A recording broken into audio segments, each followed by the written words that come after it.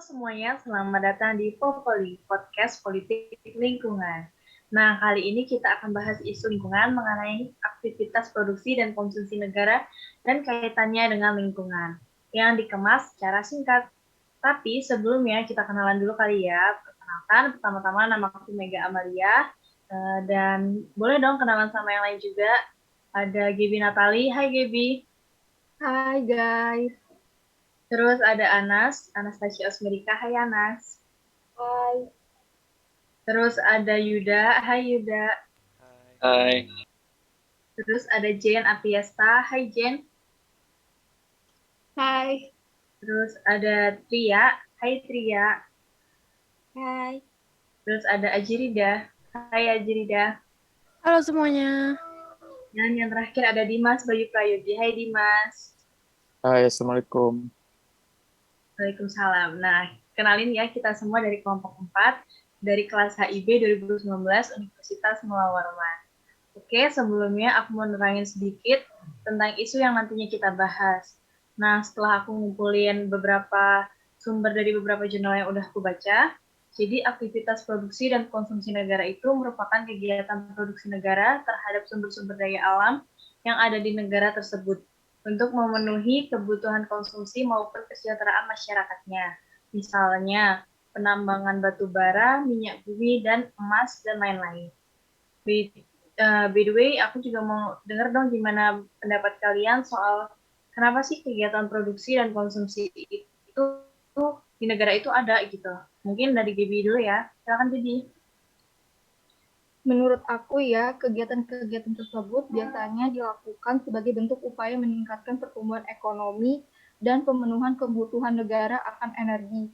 Ini juga salah satu tujuan SDGs agar menjamin pola produksi dan konsumsi yang bertanggung jawab. Oh ya, aku menambahin. Jadi Indonesia itu sudah memasuki tahap pengimplementasian baik pada sektor industri maupun pertambangan. Dalam rangka pengimplementasian itu untuk mencapai tujuan konsumsi dan produksi yang akan ditanggungjawabkan pada tahun 2030 nanti, itu sudah ditetapkan pada dokumen Rancangan Aksi Nasional 11 target yang diukur melalui 19 indikator.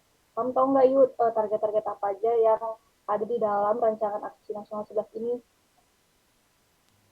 Oh, target tersebut ya terdiri dari pencapaian pelaksanaan 10 tahun, tenaga kerja konsumsi dan produksi yang bertanggung jawab, terus juga ada pengelolaan bahan kimia dan limbah B3, serta pencapaian praktek usaha berkelanjutan. Dan upaya yang dilakukan mencapai target tersebut itu udah dijabarin. Terus juga ada program dan kegiatan yang akan dilakukan oleh pemerintah maupun non-pemerintah. Semakin menarik ya pembahasan kita. Dari pembahasan kita barusan, ada nggak sih kira-kira kebijakan-kebijakan yang dibuat oleh pemerintah? Karena ini kan termasuk rancangan yang dibuat untuk mensejahterakan masyarakatnya. Nah, ada nggak sih kebijakan yang bisa memudahkan atau memudahkan dalam pelaksanaan mencapai targetnya gitu? Ya, pastinya ada sih kebijakan-kebijakan yang dibuat pemerintah Indonesia untuk mencapai target menjamin produksi dan konsumsi yang berkelanjutan. Contohnya itu kayak yang pertama, penguatan mekanisme pemantauan dan sistem informasi lingkungan hidup, peningkatan kapasitas pengelolaan lingkungan hidup, dan penyelesaian peraturan sengketa kasus tindak pidana serta data lingkungan secara tuntas. Yang kedua, peningkatan kualitas air dan kualitas udara. Tiga, peningkatan tutupan lahan atau hutan melalui penguatan upaya rehabilitasi hutan, peningkatan tutupan vegetasi terutama di perkotaan, rehabilitasi lahan kritis atau terlantar, pengendalian kerusakan ekosistem dan pemulihan tutupan lahan atau hutan di kawasan bekas tambang, kawasan terkontaminasi B3, serta kawasan pesisir dan laut. Yang terakhir, pengelolaan bahan berbahaya dan beracun. Di luar dari kebijakan, semua pasti sudah tahu ya, Indonesia ini kan salah satu negara yang akan kaya sumber daya alamnya. Otomatis Indonesia punya dong sumber daya alam yang berpotensi. Kalau menurut Ajirida, bisa nggak sih jelaskan sedikit tentang potensi sumber daya alam yang ada di Indonesia? Bisa nggak kamu kasih contoh kasus satu yang kamu tahu? Bisa banget Ria, jadi salah satu contohnya adalah potensi sumber daya alam mineral yaitu batu bara yang merupakan bahan galian golongan C sesuai ketentuan Undang-Undang Nomor 4 Tahun 2009 tentang pertambangan mineral dan batu bara.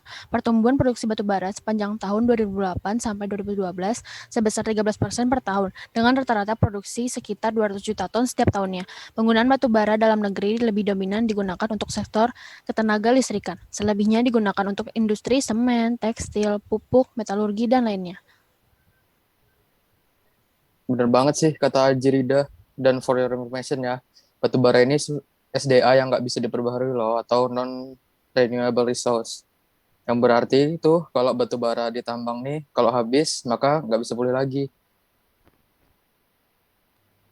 Selain itu, karakteristik mendasar industri pertambangan adalah membuka lahan dan mengubah bentang alam sehingga mempunyai potensi merubah tatanan ekosistem suatu wilayah baik dari segi biologi, geologi, dan fisik maupun tatanan sosioekonomi dan budaya masyarakat.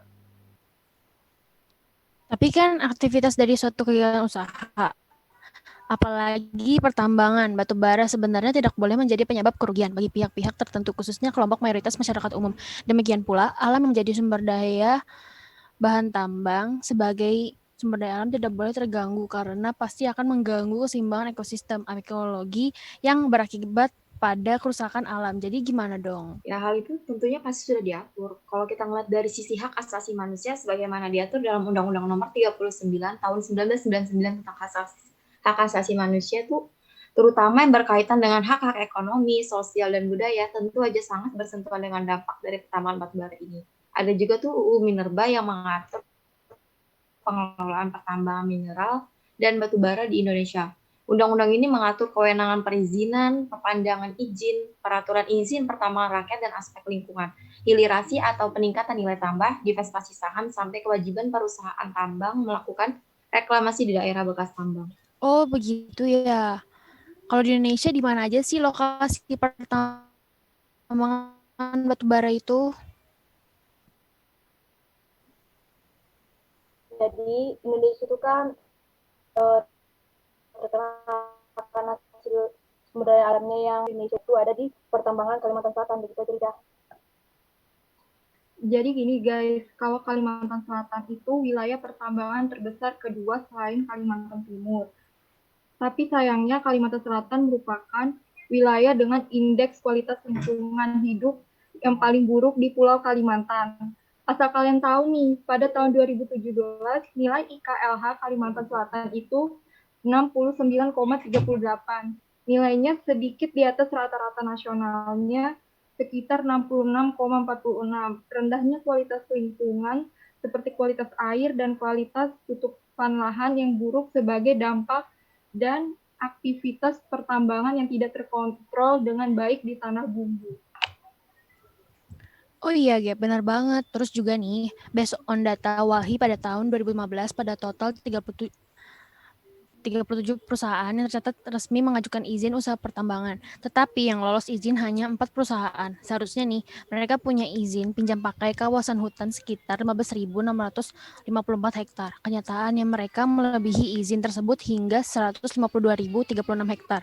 Ini merupakan pelanggaran yang sangat serius, sehingga mengakibatkan sebagian besar industri pertambangan di sana tidak memiliki sarana pengolahan limbah yang baik. Apalagi industri rakyat yang melakukan pengambilan batu bara secara mandiri dan pastinya ini akan mencemari lingkungan. Kalau pengolahan limbah kurang baik ya pasti ngerugiin lingkungan juga kan. Apalagi kan aktivitas penambangan batu bara ini meninggalkan limbah logam kayak merkuri, arsenik, nikel, mangan. Terus yang bikin bahaya lagi tuh kalau lubang bekas galian ini terisi air yang memiliki nilai pH. Apalagi nilai pH-nya rendah, kisaran pH 2 sampai 3. Nah, pH yang rendah ini bersifat sangat asam, sehingga dapat menyebabkan korosif pada tulang. Terus ya karena sangat asam jadi beracun. Jadi gitu nggak bisa dimanfaatin lagi, apalagi kalau merembes ke tanah. Nah, iya, selain berdampak pada kualitas air yang buruk dan kondisi lingkungannya, ada lagi nih dampak negatifnya, yaitu banjir. Banjir itu salah satu dampak yang nyata dirasakan oleh masyarakat sekitar tambang. Terus pemicunya itu adalah sedimentasi akibat lahan kritis yang disebabkan oleh pertambangan. penutupan vegetasi yang kurang dari 25% dan topografi dengan kemiringan lebih dari 15% itu menyebabkan erosi lembah dan erosi parit. Berdasarkan luasan land kritis, Kalimantan Selatan ada di urutan ke-26 dengan total luas lahan sekitar 647.709 hektar dengan penyumbang terbesar adalah Kabupaten Tanah Bumbu. Wah, betul ya. Padahal Indonesia ini kan negara yang punya sumber daya alam yang melimpah dan merupakan juga salah satu negara dengan produksi dan cadangan tambang yang cukup besar loh di dunia. Oh ya, by the way guys, dengar-dengar nih ada kasus baru tentang pertambangan batu bara di Kalimantan Selatan. Kalian udah pada dengar nggak sih? Oh iya ada, dari yang aku baca di berita, kejadiannya itu akhir bulan Januari kemarin, tepatnya tanggal 24 Januari, di lokasi yang sama, yaitu Tanah Bumbu Kalimantan Selatan. Nah, jadi itu ada 17 penambang yang sedang bekerja, 7 orang berhasil menyelamatkan diri dan lolos dari longsor akibat tambang tersebut. Tapi sayangnya 10 orang lainnya terjebak di dalam lubang tambang tersebut. Jadi ada korban tewas yang tertimbun longsor di lokasi tambang. Itu sedih ya. Terus juga punya usut ya, ternyata lokasi tambang itu milik PT Cahaya Alam Sejahtera yang udah nggak dipakai lagi. Berarti ilegal dong ya. Kalian pastinya udah pada dengar kan kasus itu. Terus gimana sih menurut pendapat kalian tentang kasus yang miris ini? Kira-kira ada nggak solusi terkait kasus pertambangan ini? Kalimantan membawa dampak yang sangat merugikan. Lokasi Tanah Bumbu adalah bukti nyata hingga menimbulkan korban yang tak sedikit loh. Solusi dari aku cukup simpel sih. Yang pertama, evaluasi semua data lubang bekas tambang, terutama dekat permukiman warga setempat. Kemudian, cabut izin lingkungan perusahaan yang melanggar hukum dan langsung proses pidanakan pelaku tersebut. Yang ketiga, pemerintah harus memperhatikan dampak-dampak dan menghitung kerugian yang dialami masyarakat dengan segera. Jangan lupakan kondisi psikologis masyarakat yang menjadi korban dan pemerintah justru harus mendampingi mereka hingga kasus tersebut tuntas dan masyarakat merasa puas atau no hard feeling gitu. Iya, Gap, setuju banget. Padahal yang seharusnya negara itu kan dalam penguasaan atas sumber daya alamnya memiliki fungsi untuk membuat kebijakan, pengurusan, pengaturan, pengelolaan, dan pengawasan. Bahkan fungsi-fungsi tersebut sudah termanifestasikan dalam penjelasan Mahkamah Konstitusi. Kalau dari aku cuma mau nambahin dari Ajrida sama Gewi sih. Seharusnya pemerintah ini lebih peka juga dan protektif kepada masalah-masalah yang kayak gini. Masa nunggu ada korban baru bergerak? Kan nggak bisa begitu. Harusnya lahan bekas tambang ini cepat dipikirin sih gimana caranya supaya nggak jadi lahan kosong dan mungkin bisa dimanfaatin untuk kayak menanam buah agar memancing kehadiran burung dan kelelawar dan juga diharapkan dari hewan ini akan membawa benih dari hutan yang tersisa dan bisa tumbuh di daerah tambang. Dan mungkin cara ini relatif cukup murah dan semoga bisa tidak ada anggaran yang dibuang. Itu sih dari aku. Nah, iya benar banget sih guys. Aku juga baru-baru ini dengar berita itu. Sedih banget sih, ironis. Hal yang seharusnya membantu mensejahterakan rakyat malah merugikan masyarakat sekitar. Yang seharusnya mempercepat laju pertumbuhan ekonomi negara malah memperlambat pertumbuhan ekonomi negara.